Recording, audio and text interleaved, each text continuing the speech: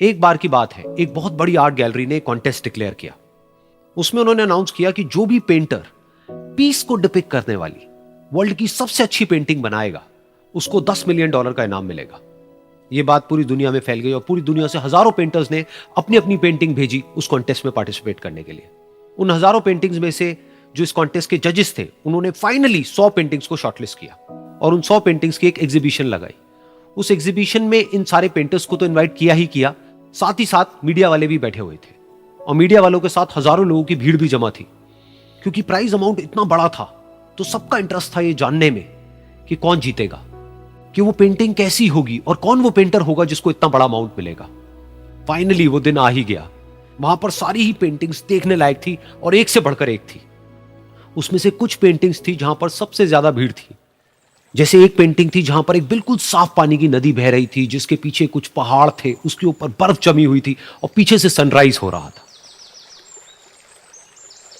एक और पेंटिंग थी जहां पर पेंटर ने पीस को डिपिक्ट किया था फुल मून नाइट के थ्रू, यानी कि एक बिल्कुल पीसफुल लेक थी जिसका पानी बिल्कुल स्टिल था, इतना स्टिल कि उसके अंदर आप रिफ्लेक्शन देख सकते थे आसपास में जो भी कुछ था उसका, बिल्कुल एक मिरर की तरह। और बिल्कुल डार्क आसमान में कुछ तारे चमक रहे थे और एक चांद चमक रहा था। उसके अलावा एक पेंटिंग थी जिसमें बिल्कुल सफेद बादल थे, नीला आसमान था और बिल्कुल हरी हरी घास थी। यानी कि सारी ही पेंटिंग्स ऐसी जिसको देख करके ही मन शांत हो जाए। तो कॉन्टेस्ट बहुत ही टफ था क्योंकि सारी पेंटिंग्स एक से बढ़कर एक थी। तो जजेस के लिए शॉर्टलिस्ट करना कि कौन सी पेंटिंग बेस्ट है, that was very very difficult.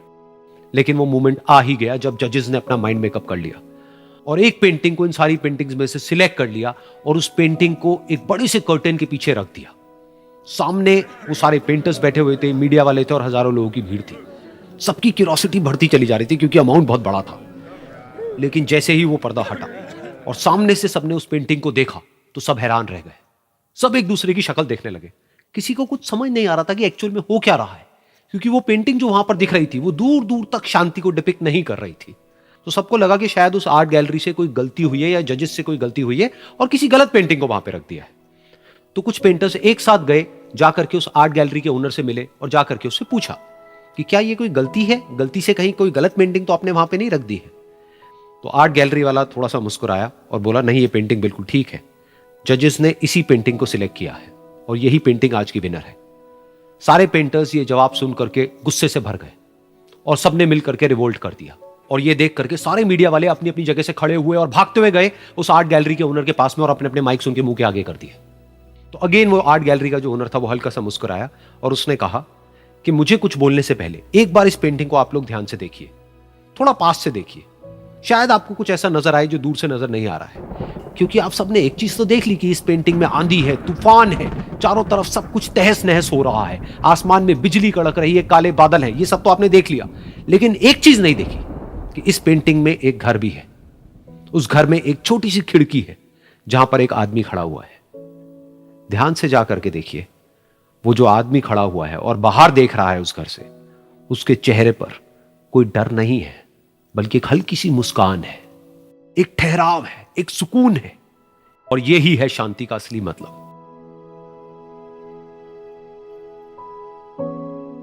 यानी कि शांति का मतलब यह नहीं है कि हमारे बाहर सब कुछ शांत है और फिर हम शांत हैं, क्योंकि वो टेम्पररी है। असली शांति का मतलब यह है कि हमारे बाहर चाहे जो कुछ भी हो रहा हो, हम अंदर से पूरी तरह से शांत हैं, हमारा मन शांत है। क्योंकि जिसका मन शांत नहीं है उसको चाहे आप कितनी भी सुंदर से सुंदर जगह पर ले जा करके बिठा दो, वो वहां पर भी जाकर के दुखी ही रहेगा।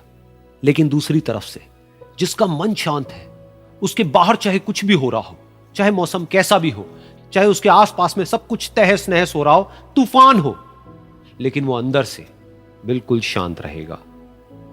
और यही है शांति का असली मतलब।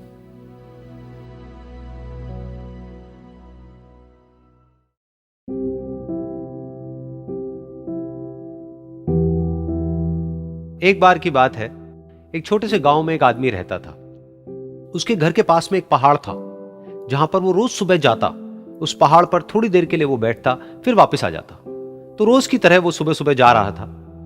पीछे से उसका छोटा सा बेटा आया, उसने आकर के उसका हाथ पकड़ लिया और कहा कि आज मैं भी आपके साथ चलूंगा। उसने पहले तो उसको थोड़ा सा समझाया और मना किया, कहा कि जो रास्ता है वो बहुत ही छोटा है और चढ़ाई बहुत ज्यादा है, तो तुम मेरे साथ नहीं चल पाओगे। लेकिन फिर जब उस बेटे ने जिद करी तो पिता मान गया। तो दोनों पहाड़ पर चढ़ने लगे। पिता ने बेटे का हाथ कस के पकड़ा हुआ था। लेफ्ट साइड में पहाड़ थे, राइट साइड में खाई थी और रास्ता बहुत ही छोटा था। और वो पहाड़ की चोटी तक पहुंचने ही वाले थे, तभी रास्ते में एक बड़ा सा पत्थर आया। क्योंकि पिता उस रास्ते पर रोज आता था तो उसको पता था कि वहां पे पत्थर है, तो वो साइड से निकल गया। लेकिन जो बेटा था उसका ध्यान कहीं और था, तो उसका घुटना जा करके उस बड़े से पत्थर पर टकरा गया। तो फिर उस बच्चे के मुंह से एक चीख निकली, और जैसे ही वो चीखा उसकी आवाज उन पहाड़ों में गूंजने लगी। इससे पहले उस बच्चे ने कभी भी अपनी आवाज की गूंज नहीं सुनी थी, तो उसे समझ नहीं आया कि क्या हो रहा है। वो अंदर से थोड़ा सा घबरा गया। उसे लगा कि शायद कहीं कोई है जो छुप करके उसको देख रहा है और उसका मजाक उड़ा रहा है। फिर उस बच्चे ने बोला, कौन हो तुम? कौन हो तुम? तो जब उस बच्चे ने इस गूंज को सुना, उसे गुस्सा आ गया। उसे लगा कि कौन है ये जो मेरा मजाक उड़ाए चले जा रहा है। फिर उसने गुस्से से कहा, मैं तुम्हें छोड़ूंगा नहीं। और फिर जैसे ही उसने इस गूंज को सुना, वो घबरा गया। उसके पिता समझ गए थे कि क्या हो रहा है। उसने अपने पिता का हाथ कस के पकड़ लिया और उनसे पूछा, कौन है ये जो मुझे इतना तंग कर रहा है? कौन है ये जो मुझे इतना डरा रहा है? तो उसके पिता थोड़ा सा मुस्कुराए और उन्होंने खाई की तरफ देखा और जोर से बोला, मैं तुमसे बहुत प्यार करता हूं।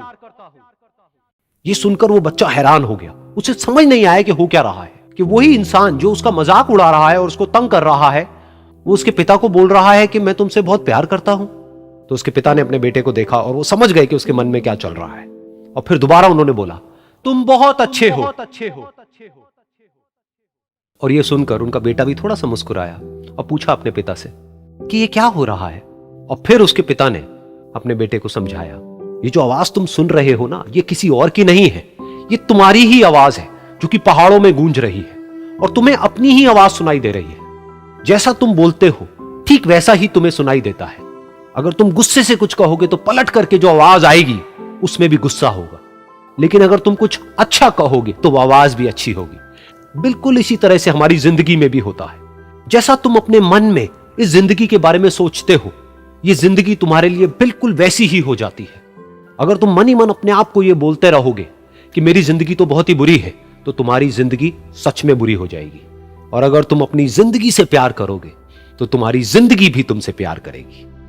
ये बात उस बच्चे के दिमाग में घर कर गई और फिर वो दोनों उस पहाड़ की चोटी पर गए। लेकिन बच्चे के दिमाग में यही बात घूम रही थी। और फिर वो बच्चा खिलखिला के हंसा और उसने अपने दोनों हाथ खोले और अपनी पूरी ताकत से बोला, मैं तुमसे बहुत प्यार करता हूं।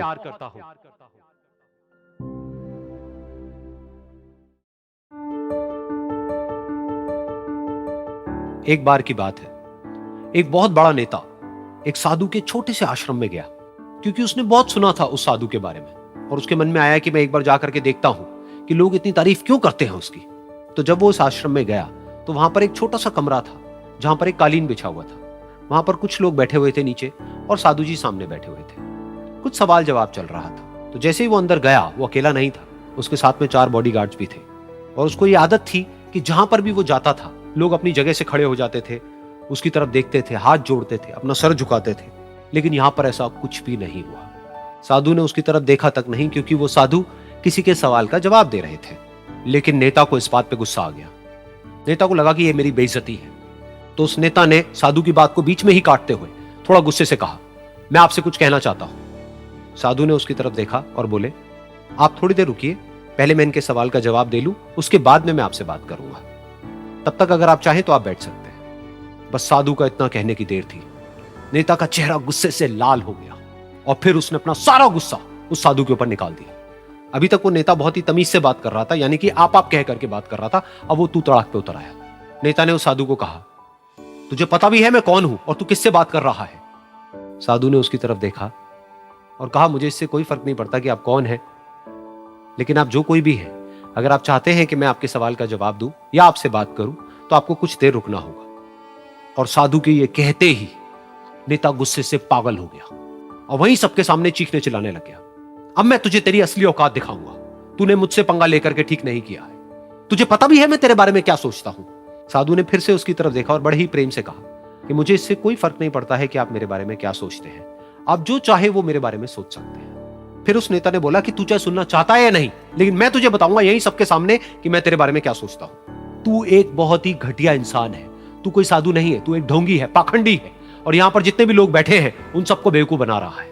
तेरा बस एक ही मकसद है कि इन लोगों की जेब में जितना भी पैसा है वो सब तेरे पास में आ जाए। तू अपने फायदे के लिए इन लोगों का इस्तेमाल कर रहा है, और अब मैं तुझे नहीं छोड़ने वाला। तेरा पर्दाफाश करके रहूंगा पूरी दुनिया के सामने। लेकिन उसके इतना बोलने के बाद भी उस साधु के चेहरे पर हल्की सी मुस्कान बनी ही रही। ये देखकर वो और तिल मिला गया और उसने कहा, अब बहुत हुआ, अब मैं यहां एक मिनट भी नहीं रुकने वाला। लेकिन अभी भी तेरे पास में मौका है, अगर मुझसे माफी मांगनी है या मुझसे कुछ कहना है तो कह सकता है। इतना सब होने के बाद भी साधु बिल्कुल शांत था और उनके चेहरे पर एक मुस्कान थी। उन्होंने अपनी आंखें बंद कर ली। फिर साधु ने अपनी आंखें खोली, हाथ जोड़े और कहा कि मुझे आपसे कोई गिला शिकवा नहीं है। मेरे मन में आपके लिए कोई भी गलत ख्याल नहीं है।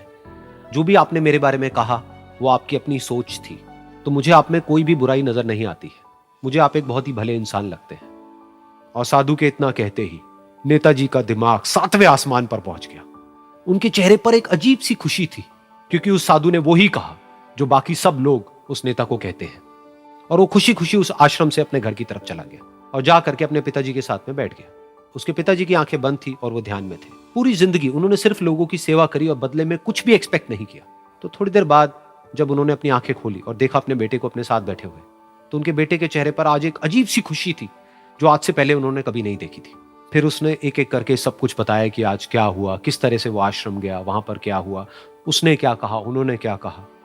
तो जब इसके पिताजी ने पूरी बात सुनी तो थोड़ा सा मुस्कुराए और अपने बेटे को देख करके बोले कि उन्होंने तुम्हारी तारीफ नहीं करी है, क्योंकि उन्होंने वो नहीं कहा कि जो तुम हो, उन्होंने वो कहा कि जो वो खुद है। और तुमने जो भी कुछ उनको कहा वो नहीं कहा कि जो वो है, बल्कि तुमने वो कहा जो तुम खुद हो। यही बात वेदों में भी कही गई है, यथा दृष्टि तथा सृष्टि। ये दुनिया तुम्हें वैसी नहीं दिखती है जैसी कि ये दुनिया है। ये दुनिया तुम्हें वैसी दिखती है जैसे तुम खुद हो। जिसकी नजर जैसी है उसके लिए ये दुनिया वैसी ही है। तो अगर तुम अपनी दुनिया को बदलना चाहते हो तो उसका सिर्फ एक तरीका है, अपनी नजर को बदलो।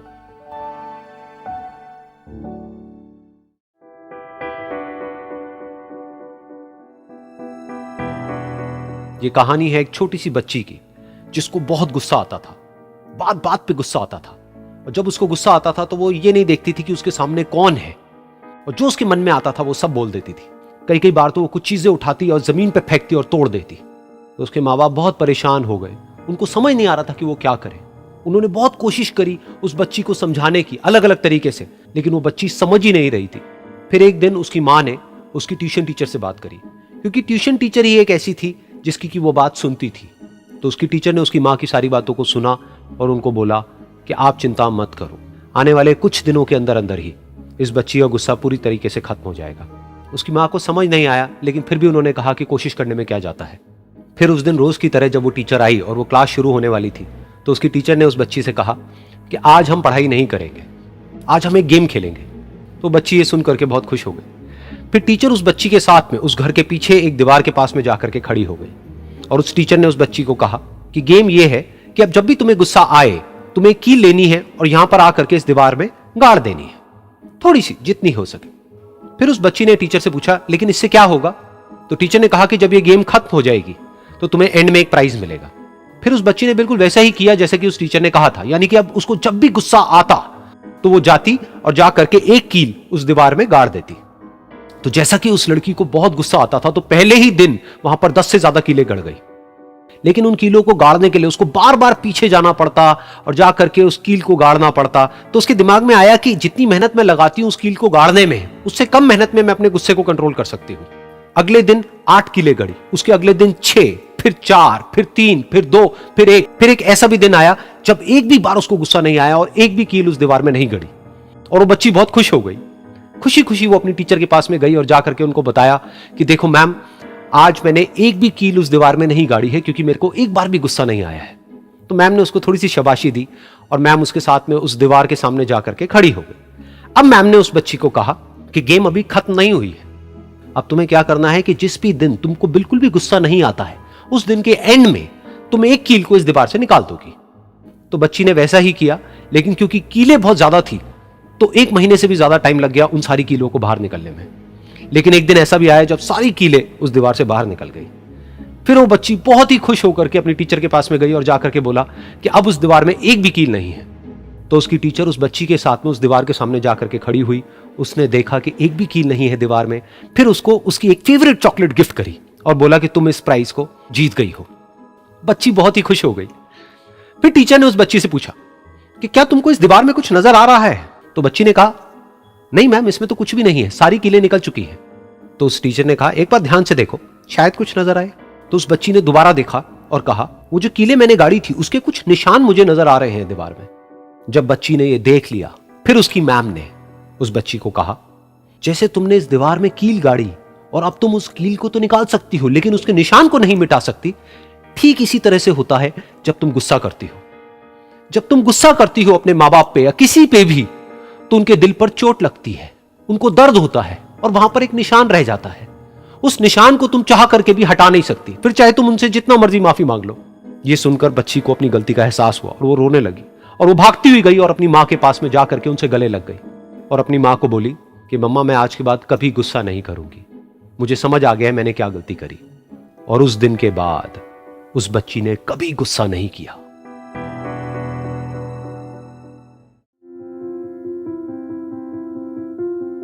एक बार एक लड़की ने एक एंट्रेंस एग्जामिनेशन को क्रैक करने की बहुत कोशिश करी, बहुत मेहनत करी, लेकिन उसके बाद भी वो उसको क्रैक नहीं कर पाई, जिसकी वजह से वो अंदर से पूरी तरह से टूट गई, बहुत परेशान रहने लग गई, दुखी रहने लग गई। उसके पिता से अपनी बेटी की यह हालत देखी नहीं गई। फिर उन्होंने एक दिन अपनी बेटी को बुलाया और उन्होंने अपनी बेटी को कहा कि तुम मेरे साथ एक बार किचन में चलो, मुझे तुम्हें कुछ दिखाना है। किचन में पहले से ही उन्होंने गैस स्टोव के ऊपर 3 बोल रखे हुए थे। फिर उन्होंने उन तीनों बोल्स के अंदर पानी भरा, एक के अंदर कुछ आलू डाले, एक के अंदर कुछ अंडे और एक के अंदर कॉफी बीन्स, और उसको उबलने के लिए छोड़ दिया। उसके बाद में 5 मिनट हो गए, 10 मिनट हो गए, 20 मिनट हो गए और वो वहां पर खड़े रहे अपनी बेटी के साथ में और उसको देखते रहे।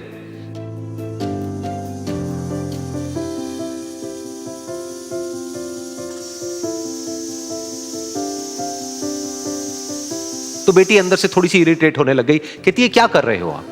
तो उसके पिता ने कहा कि सिर्फ 1 मिनट और रुको, तुमको सब समझ आ जाएगा। फिर उसके बाद में एक एक करके उन्होंने गैस स्टोव को बंद किया और जो पहला बोल था उसमें से आलू निकाले और निकाल करके एक प्लेट पे रख दिए। दूसरे बोल में से उन्होंने वो अंडे निकाले और निकाल करके एक और प्लेट में रख दिए और तीसरे बोल में से जो कॉफी थी उसको छान करके एक कप के अंदर भर दिया और वो वहीं सामने स्लैब पे रख दिया और अपनी बेटी से पूछा कि तुम्हें क्या दिख रहा है? तो उनकी बेटी को थोड़ा सा गुस्सा आ गया। उसने कहा कि इसमें देखना क्या है, एक में आलू है, एक में अंडे हैं और एक में कॉफी है। तो उसके पिता ने कहा कि एक बार इनको छू करके देखो, शायद तुम्हें कुछ समझ आए। तो उसने सबसे पहले आलूओं को छुआ, तो जब उसको छुआ और थोड़ा सा दबाया तो वो बिल्कुल सॉफ्ट हो चुके थे। तो उसके बाद में उसके पिता ने उन अंडों को तोड़ा तो वो हार्ड थे।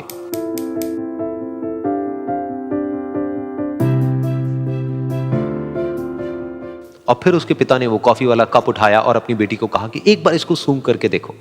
तो जब उनकी बेटी ने उस कॉफी को सूंघा तो उसके चेहरे पर एक स्माइल आ गई। फिर उसके पिता ने अपनी बेटी को कहा कि तुमने ध्यान से देखा कि क्या हुआ यहां पर? ये तीनों ही बिल्कुल एक ही सिचुएशन में गए, लेकिन तीनों ने अलग अलग तरीके से रिस्पॉन्ड किया। तो पहला यानी कि आलू, जब हमने उसको उस पानी में डाला था उससे पहले वो बहुत ही हार्ड थे और स्ट्रांग थे, लेकिन गर्म पानी में जाने के बाद में वो अंदर से बिल्कुल सॉफ्ट हो गए, यानी कि कमजोर पड़ गए। दूसरे थे अंडे, जो गर्म पानी में जाने से पहले अंदर से बिल्कुल ही कमजोर थे, लेकिन गर्म पानी में जाने के बाद वो अंदर से स्ट्रांग हो गए। तीसरी थी कॉफी, जिसने कुछ ऐसा किया जो इन दोनों से बिल्कुल अलग था, यानी कि उसने उस गर्म पानी में जाने के बाद में खुद को नहीं बदला बल्कि उस पानी को ही बदल दिया। बिल्कुल इसी तरह से हमारी जिंदगी में भी होता है। तुम्हारे ऊपर है कि तुमको इन तीनों में से क्या बनना है। एक, आलू के जैसा, यानी कि जब तुम्हारी जिंदगी में कोई मुश्किल आए तो तुम अंदर से पूरी तरह से टूट जाओ, यानी कि कमजोर पड़ जाओ।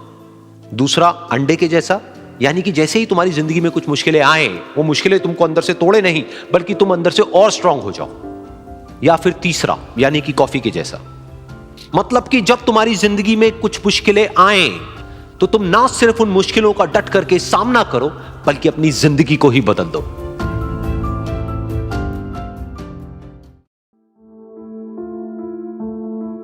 ये कहानी है 2 दोस्तों की जो कि एक छोटे से गांव में रहते थे। एक बार वो दोनों किसी काम से शहर गए और वापस अपने गांव लौट रहे थे।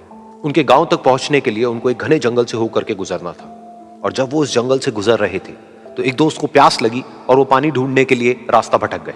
थोड़ी ही देर बाद शाम हो गई और रात होने ही वाली थी। तो उन दोनों की नजर एक गुफा पे पड़ी जो कि पेड़ों से घिरी हुई थी चारों तरफ से। तो उन्होंने सोचा कि यही जगह ठीक है रात बिताने के लिए।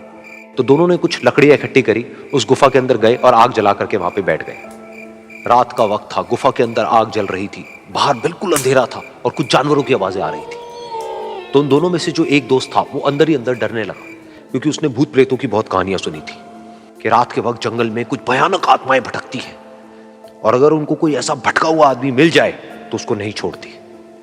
तो जब उसने भूत प्रेतों की बात अपने दोस्त से करी तो उसके दोस्त ने हंसते हुए उससे पूछा, क्या कभी तूने किसी भूत को देखा है?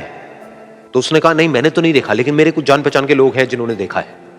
तो उसके दोस्त ने उसको समझाने की बहुत कोशिश करी कि यार ऐसी सुनी सुनाई बातों पर विश्वास नहीं करते हैं, अब तू सो जा और मुझे भी सोने दे, मुझे नींद आ रही है। और इतना कह करके उसका दोस्त वहीं पर लेट गया और थोड़ी देर में सो गया।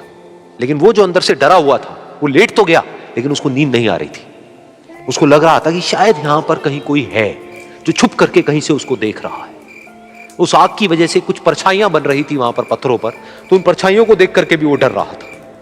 फिर कुछ घंटे तक ऐसे ही चलता रहा। फिर उसके बाद में क्योंकि वो थका हुआ था तो उसको नींद आ गई। लेकिन नींद आने के कुछ देर बाद ही उसको एक सपना आया। सपने में उसको एक बहुत ही भयानक परछाई उसकी तरफ बढ़ती हुई नजर आई। अब जैसे जैसे वो अंदर से डरता चला जा रहा था, वो परछाई उसके और पास आती चली जा रही थी और बड़ी होती चली जा रही थी। और उस परछाई में एक हाथ उसको नजर आया जिसके बड़े बड़े नाखून थे, और वो हाथ उसकी तरफ बढ़ता चला गया और उसके गले तक पहुंचने ही वाला था कि तभी वो डर करके एकदम से उठा। फिर उसने अपने दोस्त की तरफ देखा जो कि सो रहा था, उसको पकड़ करके जोर से उठाया। फिर उसने अपने दोस्त को बताया कि उसके साथ में क्या हुआ।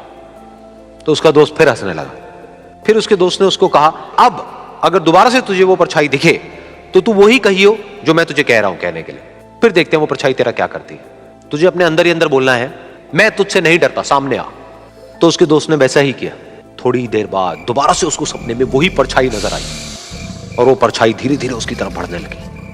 लेकिन इस बार वो उस परछाई से डरा नहीं, बल्कि अपनी पूरी हिम्मत जुटा करके उसने वो ही कहा, मैं तुझसे नहीं डरता, सामने आ। मैं तुझसे नहीं डरता, सामने आ। मैं तुझसे नहीं डरता, सामने आ।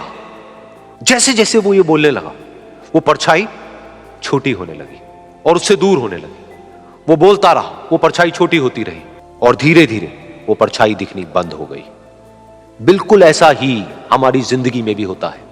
हमारे अंदर जितने भी डर है, उससे हम जितना डरते हैं हम उतना ही छोटे होते चले जाते हैं और वो डर उतने ही बड़े होते चले जाते हैं। लेकिन अगर हम अपने अंदर के डरों से नहीं डरते हैं और उसका सामना करते हैं तो दुनिया का ऐसा कोई भी डर नहीं है जो कि हमें डरा पाए।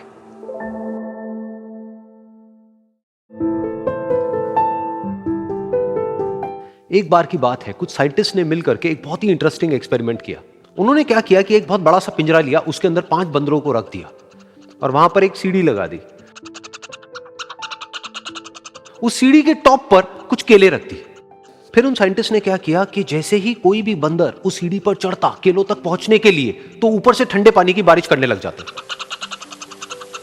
तो जैसे ही वो ठंडा पानी गिरता उस बंदर के ऊपर जो कि सीढ़ी पर चढ़ रहा था, वो फटाफट से नीचे आता तो पानी बंद हो जाता। फिर दोबारा से कोई और बंदर उस सीढ़ी पर चढ़ता उन केलों तक पहुंचने के लिए, दोबारा से यही होता। दोबारा से ऊपर से ठंडे पानी की बारिश होती, वो बंदर जैसे ही नीचे आता दोबारा से बारिश बंद हो जाती। तो बंदरों ने इसका मतलब यह निकाला कि जैसे ही कोई भी सीढ़ी पर चढ़ता है तो ऊपर से ठंडा पानी गिरता है।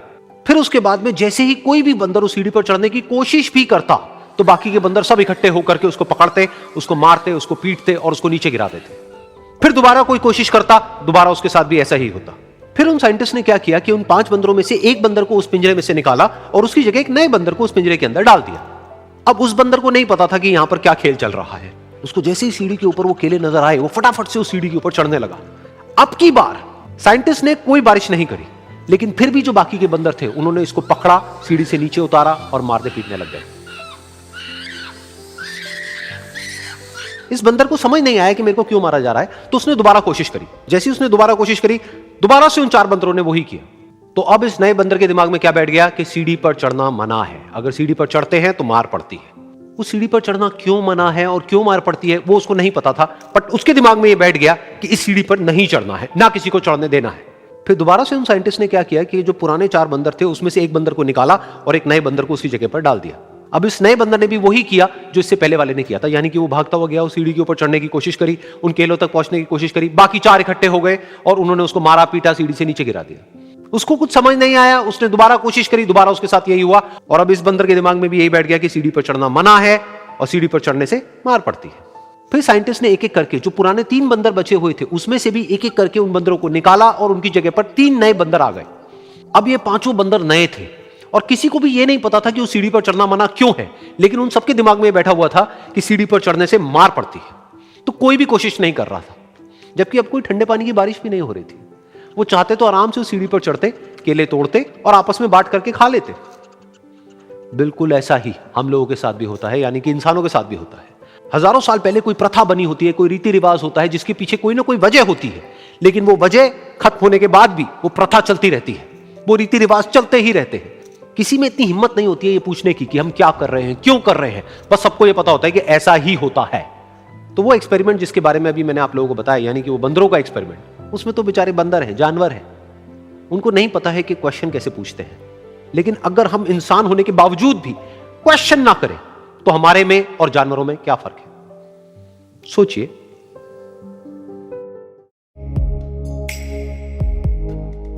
एक छोटा सा गांव था, वहां पर एक आदमी पहाड़ पर पत्थर तोड़ने का काम करता था। उसको अपनी जिंदगी से कोई गिला शिकवा नहीं था। पूरा दिन वो काम करता, मेहनत करता, दिन के एंड में जो थोड़ा बहुत पैसा मिलता वो जा करके अपने परिवार के साथ में थोड़ा सा टाइम स्पेंड करता और चैन से सो जाता। तो एक दिन रोज की तरह वो अपना काम खत्म करके अपने घर की तरफ जा रहा था, तो रास्ते में चलते चलते उसके मन में ख्याल आया कि ये भी कोई जिंदगी है कि सुबह से शाम तक मैं पत्थर तोड़ने का काम करता हूं और एंड में मेरे को थोड़े से पैसे मिलते हैं, जिसमें मुश्किल से मेरा और मेरे परिवार का गुजारा हो पाता है। काश कुछ ऐसा हो जाए कि कहीं से मुझे कोई ऐसी शक्ति मिल जाए कि जो भी मैं चाहता हूं वो सच हो जाए। वो अपने घर पर गया, उसने खाना खाया, लेकिन उसका ध्यान खाने की तरफ नहीं था, उसके दिमाग में यही ख्याल चल रहा था। उसके बाद में वो यही सोचते सोचते सो गया। फिर नींद आने के कुछ देर बाद उसको एक सपना आया। सपने में उसने देखा कि रोज की तरह वो अपना काम खत्म करके अपने घर लौट रहा था। रास्ते में उसने एक बहुत ही बड़ा घर देखा और उसके मन में आया कि काश ये घर मेरा होता और मैं इसका मालिक होता। और उसके ये सोचते ही वो उस घर का मालिक बन गया। उसको यकीन ही नहीं हो रहा था कि जो उसने सोचा वो बन चुका है। लेकिन उसकी खुशी ज्यादा देर नहीं टिक पाई, क्योंकि उसको एकदम से एक शोर सुनाई दिया।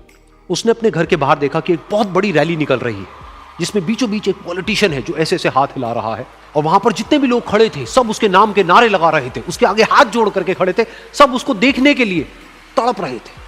तब उसको यह एहसास हुआ कि मैं कितना छोटा हूं उसके आगे। और फिर उसके अंदर से एक ख्याल उठा कि काश मैं ये पॉलिटिशियन होता और मेरे पास भी इतनी ही पावर होती जितनी कि इसके पास में है। बस उसका इतना सा सोचने की देर थी, वो पॉलिटिशियन बन गया। उसकी खुशी का ठिकाना नहीं था, क्योंकि उसके आसपास में हजारों लोगों की भीड़ थी और सब उसको देखने के लिए तरस रहे थे, तड़प रहे थे। लेकिन उसकी ये खुशी भी ज्यादा देर नहीं टिक पाई। धूप बहुत ही तेज थी और उस पॉलिटिशियन को आदत नहीं थी इतनी गर्मी में रहने की, तो उस धूप की वजह से उसको चक्कर आ गए और वो बेहोश होकर के गिर गया। फिर उसको एहसास हुआ कि ये पॉलिटिशियन सबसे ताकतवर नहीं है, ये जो सूरज है ये सबसे ताकतवर है। और उसके मन में आया कि काश मैं ये सूरज बन जाऊं तो मेरे आगे कोई नहीं टिक पाएगा। और उसका इतना सा सोचने की देर थी और वो सूरज बन गया और वो खुशी से पागल हो गया, क्योंकि पूरी दुनिया को वो ही रोशन कर रहा था और पूरी दुनिया में ऐसा कोई नहीं था जो कि उसकी रोशनी को रोक सके। लेकिन उसकी ये खुशी भी ज्यादा देर टिक नहीं पाई, क्योंकि कुछ ही देर बाद आसमान में कुछ काले बादल आए जिन्होंने कि उस सूरज की रोशनी को रोक दिया। फिर उसको यह एहसास हुआ कि इस दुनिया में ऐसा भी कोई है जिसमें दम है उसकी रोशनी को रोकने का। और उसके मन में एक ख्याल उठा कि काश मैं वो बादल बन जाऊं। और वो बादल बन गया और आसमान में उड़ने लगा। उसको ऐसा लगा कि मैं आसमान में उड़ रहा हूं और अब मैं जहां चाहे वहां जा सकता हूं। लेकिन कुछ देर बाद वहां पर एक बहुत तेज हवा का झोंका आया जो कि उन बादलों को उड़ा करके ले गया।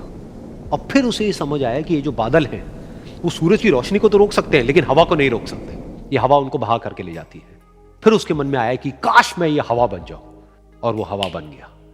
हवा बनने के बाद में उसको अपने अंदर एक अलग ही ऊर्जा का अनुभव हुआ।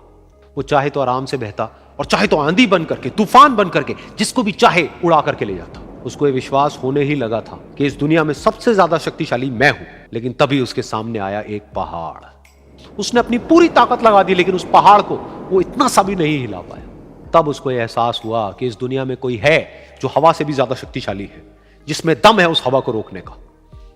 फिर उसके मन में आया कि काश मैं ये पहाड़ होता, और वो पहाड़ बन गया। लेकिन हर बार की तरह इस बार भी उसकी खुशी ज्यादा देर तक नहीं टिक पाई। उसको एक जानी पहचानी सी आवाज सुनाई दी और साथ ही साथ उसको दर्द होने लगा, जैसे कि कोई है जो उसको तोड़ रहा है, उसको मार रहा है। तो दर्द से वो चीखने लगा और उसके मन में आया कि काश मैं वो बन जाऊं, क्योंकि इस पहाड़ को तोड़ने का दम रखता है। लेकिन इस बार उसकी ये ख्वाहिश पूरी नहीं हुई। वो रोने लगा, चीखने लगा, चिल्लाने लगा, उसने अपनी पूरी जान लगा दी, लेकिन इस बार वो नहीं बन पाया। उसका दर्द बढ़ता ही चला जा रहा था और दर्द की वजह से एकदम से उसकी नींद खुली और सामने शीशा था। उसने शीशे में देखा और उसको समझ आया कि सपने में मैं वो क्यों नहीं बन पा रहा था जो मैं बनना चाहता था, क्योंकि असलियत में मैं वो ही हूं।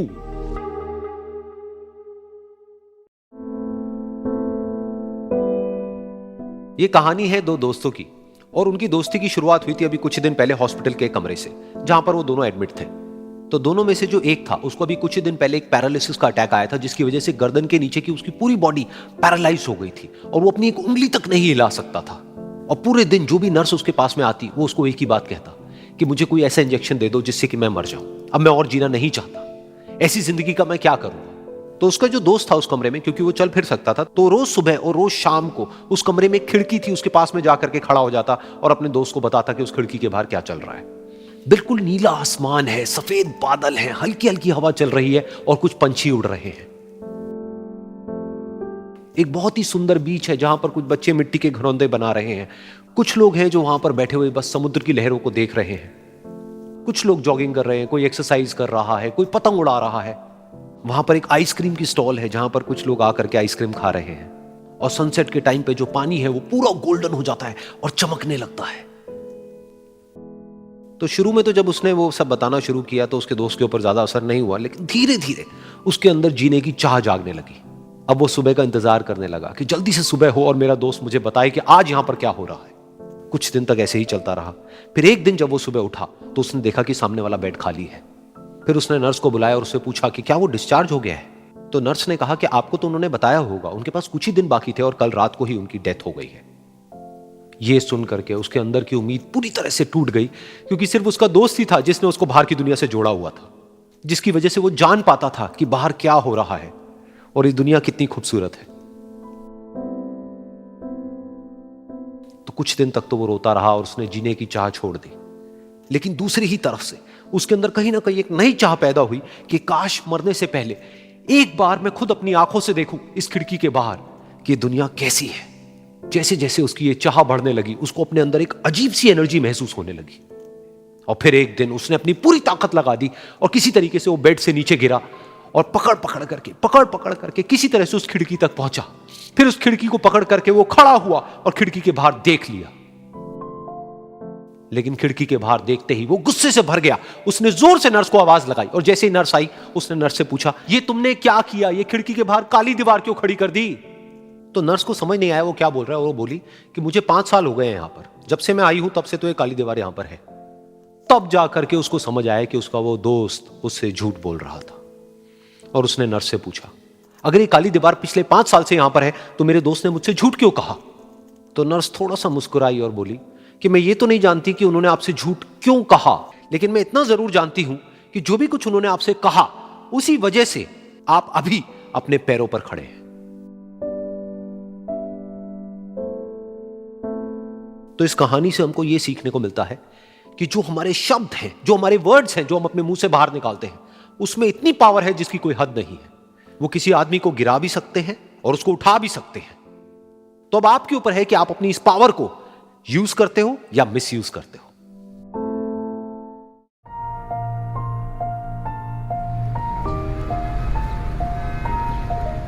एक बार एक छोटी सी बच्ची हाथ में मिट्टी की गुल्लक लेकर के भागती हुई एक दवाइयों की दुकान पर गई। वो काफी देर तक वहां पर खड़ी रही, लेकिन दुकानदार का ध्यान उसकी तरफ नहीं गया क्योंकि और भी बहुत सारे लोग खड़े हुए थे। उसने दुकानदार को कई बार बुलाया, लेकिन वहां पर भीड़ इतनी थी कि दुकानदार का ध्यान उसकी तरफ गया ही नहीं। और फिर उस बच्ची को थोड़ा सा गुस्सा आया तो उसने अपनी मिट्टी की गुल्लक लेकर के वहीं काउंटर पर जोर से रख दी, जिसके बाद में जो दुकानदार था और जितने भी लोग खड़े थे वो सब उस बच्ची की तरफ देखने लग गए। और फिर उस दुकानदार ने उस बच्ची से पूछा, बेटे आपको क्या चाहिए। तो वो बड़े ही भोलेपन से बोली कि मुझे एक चमत्कार चाहिए। ये सुनकर के दुकानदार को कुछ समझ नहीं आया, ना ही वहां पर जो लोग थे उनको कुछ समझ में आया और सब उसकी तरफ देखने लग गए। फिर दुकानदार ने बोला, बेटे चमत्कार तो यहाँ पर नहीं मिलता है। तो बच्ची को लगा कि वो उससे झूठ बोल रहा है। तो बच्ची ने कहा कि मेरी गुल्लक में बहुत पैसे हैं, आप बताओ आपको कितने पैसे चाहिए, लेकिन मैं आज यहां से चमत्कार लेकर के ही जाऊंगी। तो वहीं काउंटर पे एक और आदमी खड़ा था, उसने उस बच्ची से पूछा कि बेटे क्यों चाहिए तुमको चमत्कार। तब उस बच्ची ने अपनी कहानी बताई कि अभी कुछ दिन पहले मेरे भाई के सर में बहुत तेज दर्द हुआ तो मेरे पापा मम्मी उसको हॉस्पिटल ले गए। उसके बाद कई दिन तक मेरा भाई घर नहीं आया। तो मैंने कई बार अपने पापा से पूछा, लेकिन उन्होंने मुझे कुछ नहीं बताया। उन्होंने बार बार यही कहा कि वो आ जाएगा, वो कल आ जाएगा, वो कल आ जाएगा, लेकिन वो आ ही नहीं रहा था। तो मैंने देखा कि मम्मी रो रही है। अब पापा मम्मी को कह रहे थे कि उसकी दवाइयों के लिए और उसके इलाज के लिए जितने पैसे चाहिए उतने मेरे पास में नहीं है। अब उसको कोई चमत्कार ही बचा सकता है। तब मुझे लगा कि अगर मेरे पापा के पास में इतने पैसे नहीं भी हैं तो क्या हुआ, मेरे पास में तो है। तो मैंने जितने भी पैसे जोड़ रखे हैं वो सारे लेकर के मैं इस दवाई की दुकान पर आई। फिर उस आदमी ने उस बच्ची से पूछा, कितने पैसे हैं तुम्हारे पास में? ये सुनते ही उस बच्ची ने अपनी गुल्लक उठाई, जमीन पर फेंकी और तोड़ दी और पैसे गिनने लग गई। बाकी सब लोग खड़े होकर के उसको देख रहे थे। थोड़ी देर बाद उसने सारे पैसे अपने हाथ में इकट्ठे किए और बोली, मेरे पास में पूरे 19 रुपए हैं।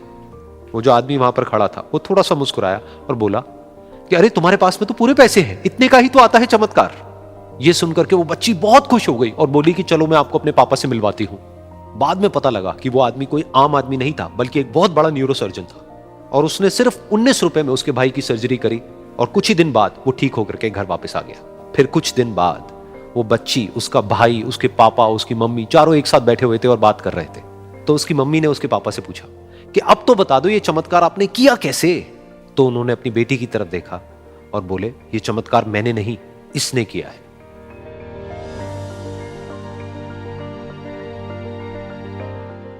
तो यहां पर एक बहुत बड़ी बात है जो हम उस छोटी सी बच्ची से सीख सकते हैं कि जिंदगी में कभी कभी ऐसा होता है कि हमको कोई रास्ता नजर नहीं आ रहा होता है और हम लोग हिम्मत हार जाते हैं। तब हमारे अंदर एक बच्चा होता है जो कोशिश करने से कभी भी पीछे नहीं हटता है। वो हार मानने को तैयार नहीं होता है क्योंकि उसको ना शब्द समझ नहीं आता है। वो बच्चा जिसके लिए कुछ भी नामुमकिन नहीं है, क्योंकि वो हर हाल में कोशिश करता ही रहता है।